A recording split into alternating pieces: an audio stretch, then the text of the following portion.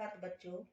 संस्कृत की कक्षा में आप सबका स्वागत है। आज हम संप्रदान कारक चतुर्थी विभक्ति के विषय में पढ़ेंगे। हमने पिछली कक्षा में पढ़ा था कि कर्ता क्या होता है, कर्म क्या होता है और करण क्या होता है। जैसे कि आपको पता है, सिंपल टर्म में समझे तो यह लाइफ की डिफरेंट सिचुएशन है।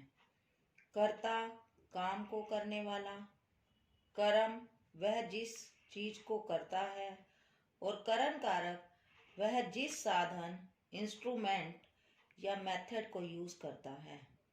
अब चौथी सिचुएशन यानी चौथा कारक बताता है। कर्ता किसी के लिए जब कोई कार्य करता है, किसी को कुछ देता है, तब उस व्यक्ति के लिए संप्रदान कारक चतुर्थी विभक्ति का प्रयोग होता है। आइए एक उदाहरण द्वारा समझें। अम्बा बालिकाए भोजनम यच्छति, माता बालक को भोजन देती है। यहाँ पर कौन भोजन दे रही है? माता। तो माता है कर्ता और वह भोजन दे रही है। क्या दे रही है? भोजन। तो भोजन हो गया कर्म। दे रही है यच्छति हो गई क्रिया। अब बचा शब्द बालिकाए। वह किसको दे रही है भोजन?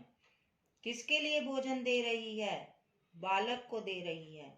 तो बालक हो गया संप्रदान कारक। यहाँ माता कर्ता बालक को के लिए भोजन दे रही है, इसलिए बालक है संप्रदान कारक और उसमें आती है चतुर्थी विभक्ति। अब इसको और हम थोड़ा समझते हैं। यह तो हो गया इसका इंट्रोडक्शन।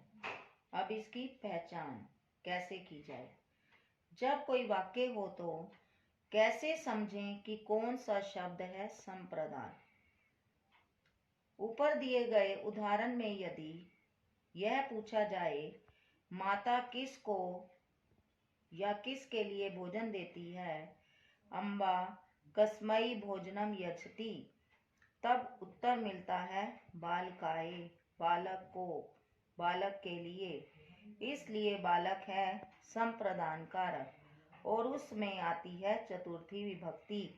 मतलब हमें यह याद रखना होगा कि कर्ता जिसको या जिसके लिए कुछ दे रहा हो, तो जिस व्यक्ति को दिया जा रहा है वह होता है संप्रदान कारक। ठीक है बेटा। इसका चिन्ह होता है को और के लिए। कर्ता ने कर्म को करण से, संप्रदान को और के लिए। अब आइए देखें इसके रूप पुल्लिंग में कैसे चलते हैं। बालिकाए बालिकाभ्याम बालके भय, गजाए गजाभ्याम गजे भय, नराए नराभ्याम नरे भय। अगर आपने इसका फॉर्मूला याद करना हो तो एक वचन में सब में आए, द्विवचन में भ्याम और बहुवचन में एभे का प्रयोग होता है। कोई भी पुल्लिंग शब्द हो, अगर आप ये तीनों शब्द एक वचन, द्विवचन और बहुवचन में जोड़ेंगे तो चतुर्थी विभक्ति के रूप बन जाएंगे। बालिकाए गजाए नराए, बालिकाभ्याम गजाभ्याम नराभ्याम, बालके भय गजे भय नरे भय। आइए अब देखते हैं स्त्रीलिंग। स्त्रीलिंग में कैसे चलेंगे रूप। बालिकायै बालिकाभ्याम बालिका भय, अम्बायै अम्बाभ्याम अम्बा भय, अध्यापिकायै अध्यापिकाभ्याम अध्यापिका भय, यै भ्याम आभ्यय। सब में यही लगा हुआ है। कोई भी अकारांत स्त्रीलिंग उसमें ऐसे ही रूप चलेंगे। अब देखते हैं नपुंसकलिंग।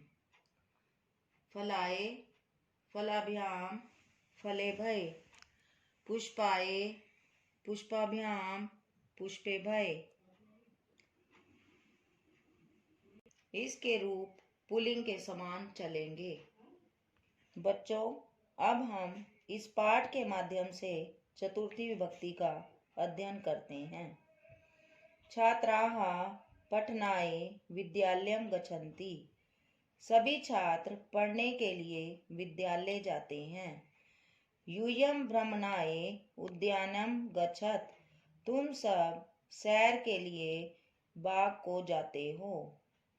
माता बालकाय दुग्धम यच्छति। माता बालक को दूध देती है। कुक्कुराः भोजनाय भ्रमन्ति। कुत्ते भोजन के लिए घूमते हैं। वानराय फलानि रोचन्ते। बंदर को फल अच्छे लगते हैं। बालके भय दुग्धम रोचते। सभी बालकों को दूध अच्छा लगता है। ईश्वराय नमः। ईश्वर को नमस्कार। आचार्याय नमः। गुरु को नमस्कार। शिक्षिकायै अपि नमः। अध्यापिका को भी नमस्कार।